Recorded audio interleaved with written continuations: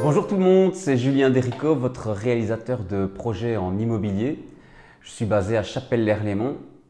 Je travaille depuis plus de 10 ans dans tout le Carolo et le Louviérois et je vous donne au quotidien mes astuces, anecdotes, conseils pour vous aider à performer en matière de transactions immobilières. Aujourd'hui, on voit 5 astuces pour vous aider à réaliser au mieux vos visites en tant que propriétaire-vendeur. La première, indéniablement, c'est de dépersonnaliser votre bâti. Toutes vos photos, coupe de tennis ou de balle pelote, la croix de Jésus-Christ, enfin tout ce qui, voilà, les bibelots, les objets personnels, vous enlevez, vous aseptisez la bâtisse. Deuxième point, rangement de n'importe quel ordre. Mais au plus on sait déambuler dans votre bâtiment de manière aisée, on sait se promener, on sait en voir tous les recoins, au mieux c'est. Et quand je dis ranger, c'est ranger et nettoyer. Un bâtiment propre et net qui sent bon, ça donne, ça rassure. C'est gage de sécurité. Troisième point, c'est choisir le sens de ces visites et de vous y tenir. Pour tout le monde pareil. Pourquoi? C'est très important. Les 20-30 premières secondes, l'entrée dans un bâtiment d'un candidat visiteur sont primordiales. Les 20-30 premières secondes vont lui donner le ton pour tout le reste. Il est très difficile de faire changer d'avis. On se fait très vite une opinion sur un bâtiment. Et donc, commencez par l'endroit coup de cœur. Si c'est l'été et que c'est le jardin pour l'acquéreur parce que vous avez sondé un peu ses exigences avant, commencez par là et terminez par là. Si c'est autre chose, ça dépend de votre analyse en amont. Mais l'idée, c'est qu'on commence et on finit par le bel endroit. Souvent, quand on termine une visite, on discute. Et donc, tant qu'à faire, il vaut mieux être dans un endroit coup de cœur.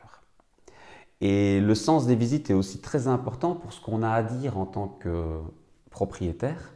Si vous gardez le même sens, ça va être un peu comme une pièce de théâtre que vous allez répéter à chaque fois et vous saurez ce que vous avez dit à tel moment.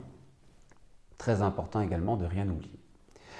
Quatrième point, mettre en avant les points forts du bâti sans pour autant cacher les défauts. Alors, donc c'est ça qu'il ne faut pas surjouer au niveau des avantages du bâtiment.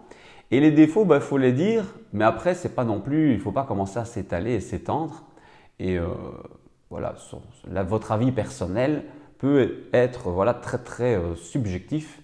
Et donc, ne vous étendez pas sur plein d'éléments. C'est une ligne rouge, un fil à ne pas dépasser. Il faut sentir un petit peu quand lever le pied. Cinquième point, que peu de propriétaires ont connaissance, c'est finalement de savoir à un moment s'effacer.